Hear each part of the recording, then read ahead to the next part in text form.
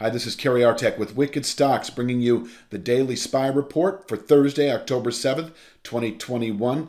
I want to start with this chart once again. I think it's always good to show the big picture first and work your way in, just to remind you that we are in what actually is a bullish structure if you look at it based on the trend line going back over a year at 464.09. Actually managed to contain the early September highs. We've backed off, and we could over the coming weeks test that 412.29 channel bottom, both able to contain activity into November trade. So there's that. But near term, we did yesterday, I'm going to zoom in here, settle above that speed line I mentioned in yesterday's video at 433.82. Yes, we closed above it. It drops to 432.94 today. It is a base of support now, and we're very close to it, but it is a base of support that can contain selling through the rest of the week and into next, and above which we should, I'm giving it a 3 to 5 day buy signal. We could do it today, or it may take for the next 2 to 3 days. But in any event,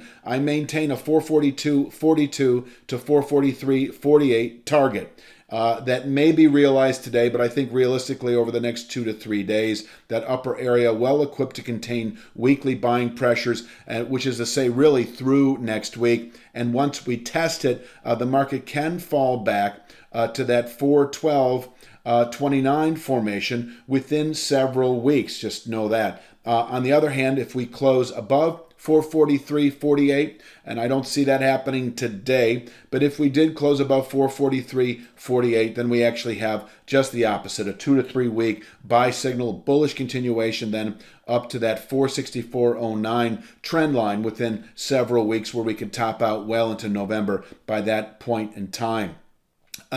Let's talk downside. Now I'll give you a quick snapshot here for just a few seconds so you can see I'm going to be giving you precise support and resistance levels. This is a new element that I'll be including every day. I think this kind of brings everything home for those of you who like to read material and actually see the numbers there on the written page. But just know that if we do close today back below 432.94, then we're not only off the buy signal, but that I would take as a sign of weakness that should then develop through the rest of the week and into next. I would anticipate 418.81 within probably 3 to 5 days of closing below 432.94. And by that point in time, you can see that that formation is dropping daily and converging over the next week with that much more meaningful 412.29 rising channel bottom. So there's another way to phrase this, that if we do in fact close today back below 432.94, the market becomes highly susceptible to falling back, I'm going to say by the end of next week, to long-term support at 412.29, where the SPY can bottom out into November trade. I do have other minor points, and they're not illustrated, but they are valid day trade levels. So let me just finish and leave you with this image here. Actually, I'm going to show you a NASDAQ, a triple Q, before I finish. But you've got the 432.94 speed line there. That's a 3-star level. 3 stars for me are weekly containment. Can contain selling into next week, and above which that lower 440s remains, I say, a 2 to 3 day target. On the way up today, respectable resistance at 436.67 and 440.21. Both are very well suited for aggressive day traders, FYI. But if you're more of a swing trader, you're long above 432.94, anticipating the low 440s over the next few days. Inversely, I will say this too, 432.94, if we happen to open below it on Thursday morning, 425.61 not out of the question by the closing bell. And if we then close the day back below that 432.94 speed line, this is a failed near-term buy signal, which is in essence a valid sign of weakness through the rest of the week. I wouldn't be surprised under this scenario if we close back below 432.94 once again, that we fall all the way back into that 412.29 region over the next full week or two of activity.